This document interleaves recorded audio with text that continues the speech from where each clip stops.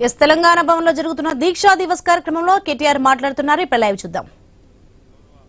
మషీరాబాద్ శాసనసభ్యులు అన్న ముఠా గోపాల్ గారు, అట్లాగే గౌరవ ఎమ్మెల్సీ సోదరులు దాసోజు శ్రవణ్ గారు, పార్టీ కార్యాలయ ప్రధాన కార్యదర్శి రావుల చంద్రశేఖర్ రెడ్డి గారు, మాజీ ప్రధాన కార్యదర్శి గౌరవనీయులు ఈరోజు అనుకోకుండా మా మధ్యన ఉన్న పెద్దలు ప్రొఫెసర్ శ్రీనివాస్ రెడ్డి గారు, వేదికపై ఆసీనులైన ఇతర గౌరవనీయులైన మాజీ ప్రజాప్రతినిధులు, గౌరవనీయులైన పెద్దలందరికీ, వేదిక ముందున్న పెద్దలకు, వేదిక ముందున్న మా ఆడబిడ్డలకు, అన్నదమ్ములకు, ఎండలో కూడా ఓపికగా ఉన్న మా అన్నదమ్ములకు, అక్క చెల్లెళ్ళకు అందరికీ, పత్రికా మిత్రులకు పేరు పేరున అందరికీ నమస్కారం. 29 నవంబర్ 2009వ సంవత్సరం నాడు సరిగ్గా 16 ఏళ్ల కిందట కేసీఆర్ గారు ఆమరణ దీక్ష కూర్చున్న రోజు. గత 15 సంవత్సరాలుగా మనం దీక్షా దివస్గా జరుపుకుంటూ ఉన్నాం. అయితే ఈ 15-16 సంవత్సరాలలో చాలా చరిత్ర, చాలా కాలం గడిచింది, చాలా కొత్త చరిత్ర కూడా వచ్చింది. తరం మారుతున్నది, స్వరం మారుతున్నది. ప్రతి 30 ఏండ్లకు ఒక్కొక్కసారి ఒక జనరేషన్ అంటే ఒక తరం కూడా మారుతూ ఉంటుంది. మొన్నటిదాకా జెన్ ఎక్స్ అన్నారు, తర్వాత జెన్ వై అన్నారు, తర్వాత ఇప్పుడు జెన్ జెడ్ అంటున్నారు. ఉడుకు నెత్తురుతో ఉరకలెత్తే యువ రక్తం ఎప్పటికప్పుడు ముందుకు వస్తూనే ఉంటుంది. ప్రతి నవతరం తన 7 తరాల కథను ఖచ్చితంగా తెలుసుకోవాలి.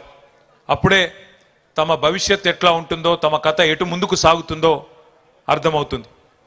నువ్వు పుట్టిన మట్టి కథ, నిన్ను పెంచిన జాతి కథ చదవకపోతే నువ్వు చదివిన చదువులన్నీ వ్యర్థమే అన్నాడు ఒక మహాకవి. ఇప్పుడే పెద్దలు శ్రీనివాస్ యాదవ్ గారు రామాయణం గురించి, మహాభారతం గురించి కూడా ప్రస్తావించినారు. మనందరికీ తెలుసు రామాయణంలో హీరో ఎవరు, అందరికీ తెలుసు. ఎవరు? శ్రీరాముడు. విలన్ ఎవరు? రావణుడు. రామాయణం త్రేతాయుగం నాటి ఇతిహాసం. ఎన్నో యుగాలు మారినాయి, అయినా నేటి పిల్లలకు కూడా సీతమ్మ తల్లి అపహరణం తెలుసు, రామరావణ యుద్ధం కూడా పూర్తిగా తెలుసు. మహాభారతం గురించి కూడా శ్రీనివాస్ యాదవ్ గారు ప్రస్తావించినారు. మహాభారతంలో హీరోలు ఎవరు? పాండవులు. మహాభారతంలో విలన్లు ఎవరు? కౌరవులు. మరి మహాభారతం ద్వాపర యుగం నాటి కథ.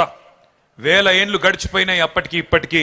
అయినా అరణ్యవాసం, కురుక్షేత్రం, పద్మవ్యూహం ఇవన్నీ కూడా నేటి యువతకు తెలుసు.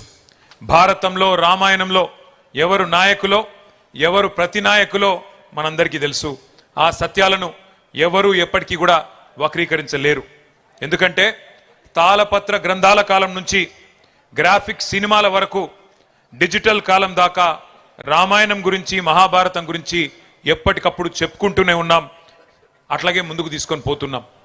చరిత్రను, ఇతిహాసాలను, పురాణాలను ఒక తరం నుంచి ఇంకొక తరానికి నిరంతరం అందిస్తూనే ఉన్నది మన భారతదేశం.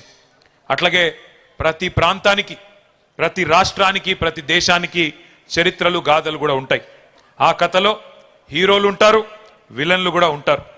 అవి మర్చిపోయిన రోజు ఆ ప్రాంతం, ఆ దేశం అంతమైపోతుంది. మన తెలంగాణకు కూడా మహోన్నతమైన కథ ఉన్నది, మహోన్నతమైన గతం ఉన్నది, మహోజ్వలమైన చరిత్ర ఉన్నది, ఉజ్వలమైన భవిష్యత్తు కూడా మన కళ్ళ ముందే కనబడతా ఉన్నది. పెద్దలు చాలా విషయాలు చెప్పారు. దోపిడీ, వివక్ష, కన్నీళ్లలో మగ్గిపోయిన వ్యధ గురించి కూడా చాలా వివరంగా చెప్పారు. ఆ బానిస సంఖ్యలను తెంచిన పోరాట గాథను కూడా గుర్తు చేసుకోవాల్సిన అవసరం ఉంది.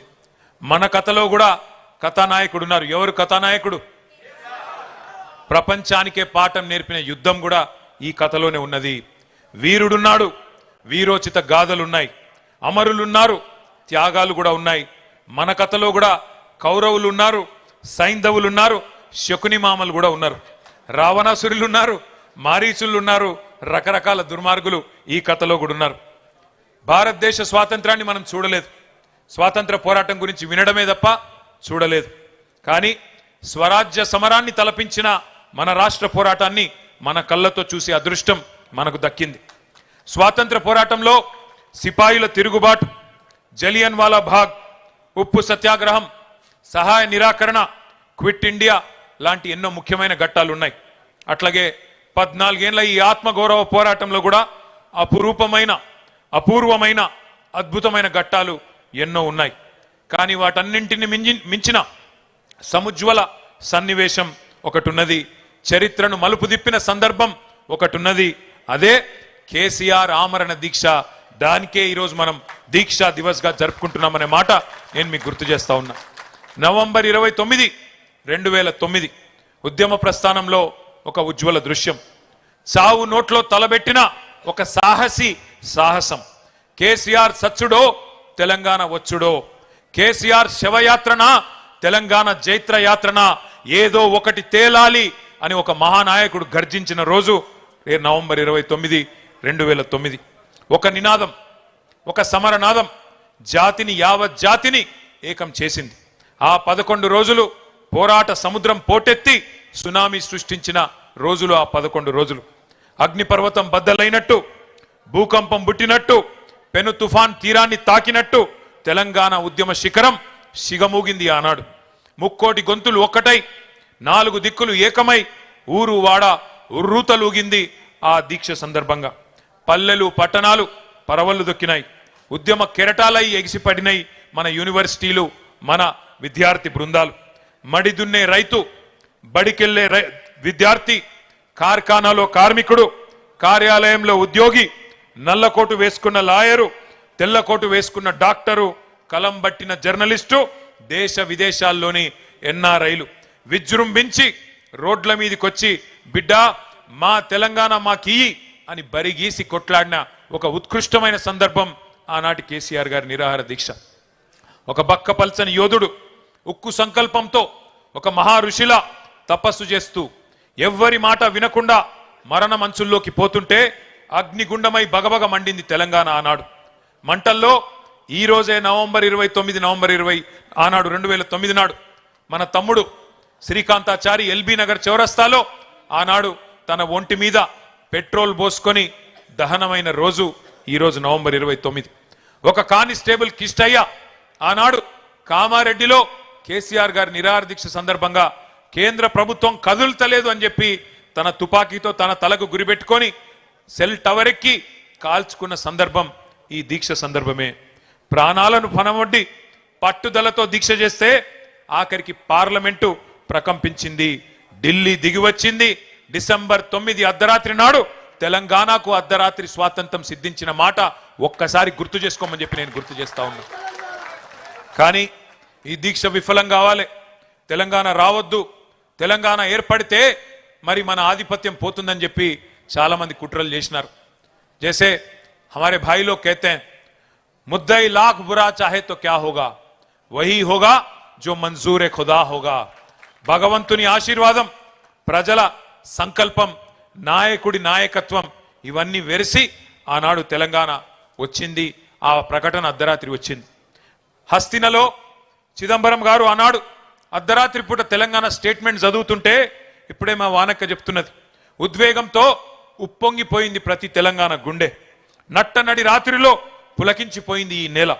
ఓటములు, గాయాలు, కన్నీళ్లతో అలసిపోయిన చరిత్రలో ఒక్కసారి మొట్టమొదటిసారి తొలి విజయం దక్కింది అంటే దానికి కారణం మన నాయకుడు కేసీఆర్ గారి రణనినాదం అనే మాట మర్చిపోవద్దని చెప్పి నేను గుర్తు చేస్తా ఉన్నా. తెలంగాణ స్వప్నం కాదు సత్యం అని తెలిసిన సందర్భం డిసెంబర్ 9, 2009. జాతిపిత మహాత్మా గాంధీ గారి సత్యాగ్రహాన్ని మనం చూడలేదు, కానీ మహాత్ముని బాటలో ఆమరణ దీక్షనే ఆయుధంగా వాడి స్వతంత్ర భారతంలో సంచలన విజయాన్ని సాధించిన సత్యాగ్రహి మన నాయకుడు కేసీఆర్ గారి నాయకత్వాన్ని కల్లారా చూసే అదృష్టం మనకు దక్కింది. కానీ ఒక్క రోజులో రాలేదు ఈ సునామీ, అకస్మాత్తుగా బద్దలు కాలేదు అగ్నిపర్వతం. కేసీఆర్ గారు ఎప్పుడెత్తుకున్నారు తెలంగాణ జెండా, ఏ సందర్భంలో బిగించినారు పిడికిలి గుర్తు తెచ్చుకోండి. చుట్టూ చిమ్మ చీకట్లు, ఆవిరైపోయిన ఆశలు, ఎటు చూసినా నిరాశ నిస్పృహలు. అట్లాంటి పరిస్థితుల్లో ఒక భయం, ఒక అపనమ్మకం, ఒక అవిశ్వాసం, తెలంగాణ అన్న పదాన్నే నిషేధించిన క్రూర నిర్బంధ కాలం. నమ్మేవాళ్ళు లేరు, వెంట నడిచి వచ్చేవాళ్ళు లేరు. కానీ అయినా మొక్కవోని ధైర్యంతో 2001 27 ఏప్రిల్ నాడు జలదృశ్యం పెద్దలు కొండా లక్ష్మణ్ బాపూజీ గారు ఆశ్రయం ఇస్తే దండి గుండెతో, మొండి ధైర్యంతో జెండా ఎగిరేసి ఆ రోజు గులాబీ జెండాను తెలంగాణకు పరిచయం చేసిన మొండి నాయకుడు, జగమొండి నాయకుడు కేసీఆర్ గారు. అప్పుడెప్పుడో మహానుభావుడు మార్టిన్ లూథర్ కింగ్ గర్జించిండంట, ఐ హ్యావ్ ఎ డ్రీమ్ అని, నాకు ఒక స్వప్నం ఉన్నది అని చెప్పిండంట. అట్లాగే మన నాయకుడు కేసీఆర్ గారు కూడా 4 కోట్ల మంది తన తెలంగాణ జాతి కోసం ఒక్కడై గర్జించి నేను కలలు కంటున్నా, ఈ కలను సాకారం చేయడానికి మీరు ముందుకు రండి అని ఆనాడు పిలుపునిచ్చిండు. మన కోసం కలగని ఆ కలను, తన కోసం కలగని ఆ కలను నిజం చేసుకుంటే విజేత అంటారు. కానీ నీ మట్టి కోసం, నీ జాతి కోసం, నీ దేశం కోసం, కోట్లాది మంది ప్రజల కోసం కలగని ఆ కల